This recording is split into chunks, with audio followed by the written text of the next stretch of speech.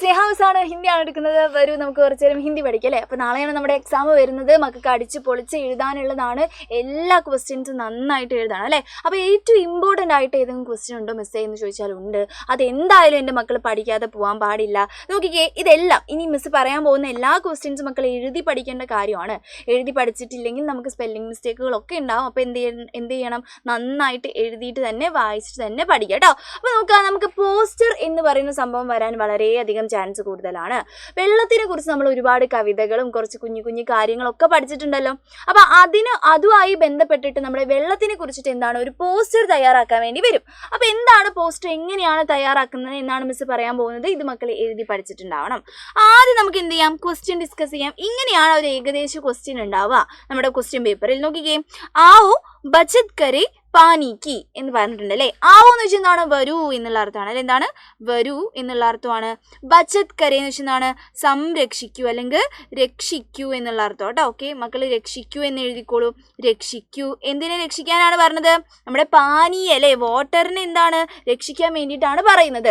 എന്നിട്ട് പാനിക്ക് മഹത്വം പർ, വെള്ളത്തിന്റെ മഹത്വം വാട്ടറിന്റെ മഹത്വം പറഞ്ഞുകൊണ്ട് പോസ്റ്റർ തയ്യാറാക്കാനാണ് പറഞ്ഞുള്ളത്. അപ്പോൾ ഇംഗ്ലീഷിലും മലയാളത്തിലൊക്കെ മക്കൾ പോസ്റ്റർ തയ്യാറാക്കിയിട്ടുണ്ടാവും. എന്താണ്, ഒരു ബോക്സ് ഒക്കെ വരച്ച് കുറച്ച് പിക്ചറുകളൊക്കെ വരച്ച് ഇങ്ങനെ ഓരോ കുറച്ച് പോയിന്റ്സ് എഴുതുന്നതാണ് പോസ്റ്റർ എന്ന് പറഞ്ഞിട്ടുണ്ടായിരുന്നു അല്ലേ.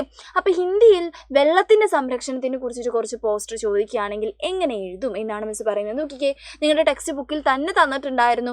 കുറച്ച് പോയിന്റ്സ് മാത്രം എന്താണ് മക്കൾ പഠിച്ചു വെക്കേണ്ടതുണ്ട്. നോക്കിക്കേ, ഹിന്ദി കുറച്ച് ബുദ്ധിമുട്ടുള്ള മക്കൾക്ക് എന്ത് ചെയ്യാം, നോക്കിക്കേ, നമ്മുടെ ക്വസ്റ്റ്യൻ പേപ്പറിൽ തന്നെ എന്തുണ്ടാവും എന്നറിയോ, ക്വസ്റ്റ്യൻ്റെ ആൻസർ ഉണ്ടാവും. പകുതി ആൻസർ അവിടെ തന്നെ ഉണ്ടാവും.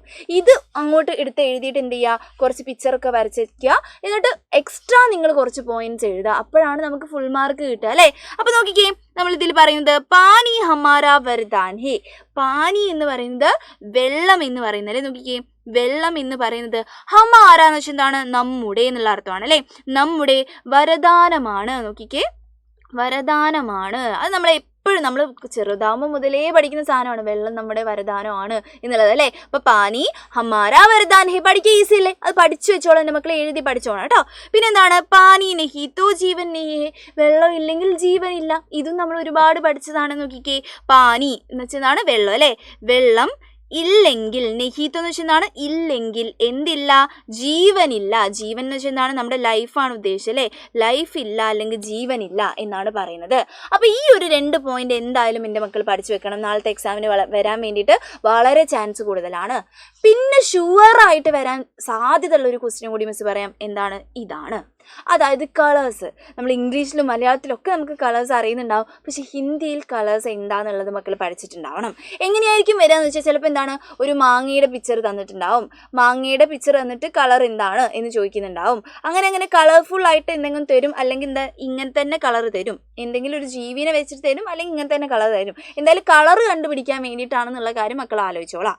ഇതെന്താ, ഇത് കോഫി കളറാണ് അല്ലേ, ഒരു കാപ്പി കളറാണ് കാണുന്നത്. കാപ്പി കളറിന് നമ്മൾ ബൂര എന്നാണ് പറയുന്നത്. എന്താണ്, ഭൂര. ഈ ബായൊക്കെ ശ്രദ്ധിക്കണം അപ്പോൾ ഇത് ഇങ്ങനെയാണ് എഴുതുന്നത്, ഭൂര എന്നാണ്.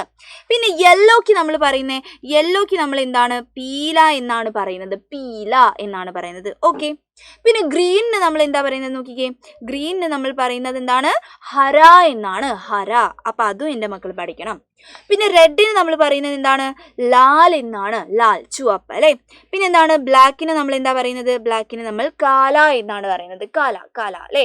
ഓക്കെ, ഇത്രയും കാര്യങ്ങൾ നമ്മൾ എന്ത് ചെയ്യണം, എന്തായാലും മക്കൾ പഠിക്കണം. ഇനി വൈറ്റിന് എന്താ മിസ്സേ പറയുക, വൈറ്റിനും കൂടി മക്കൾ സ്വന്തമായിട്ടൊന്ന് പഠിച്ചു വെച്ചോളാം. സഫേദ് എന്നാണ് പറയുക. എന്താണ്, സഫേദ് എന്നാണ് നമ്മൾ വൈറ്റിന് പറയുന്നത് കേട്ടോ. വൈറ്റിന് നമ്മൾ പറയുന്ന പേരെന്താണ്, സഫേദ് എന്നാണ് എന്നുള്ള കാര്യം കൂടി എൻ്റെ മക്കൾ ഒന്ന് ആലോചിച്ചോളാം, വെള്ള. ഓക്കെ, ഇത്രയും കാര്യങ്ങൾ എന്തായാലും പഠിക്കണം. പോസ്റ്ററും കളറുകളും. പിന്നെ നമ്മുടെ അൻസാർ നിങ്ങൾക്ക് എന്ത് പറഞ്ഞു തന്നിട്ടുണ്ടാവും, 1, 2 എണ്ണാനുള്ളത് ഹിന്ദിയിൽ പറഞ്ഞു തന്നിട്ടുണ്ടാവും. അതും കൂടി എൻ്റെ മക്കൾ നന്നായിട്ട് പഠിക്കണം. ഇതൊക്കെ എഴുതി പഠിച്ചിട്ടുണ്ടെങ്കിൽ സെറ്റാണ് നിങ്ങളുടെ എക്സാം, ഒന്നും കൊണ്ടും പേടിക്കേണ്ട. അപ്പോൾ നാളത്തെ എക്സാം എൻ്റെ മക്കൾ നന്നായിട്ട് എഴുതണം. All the best, bye bye.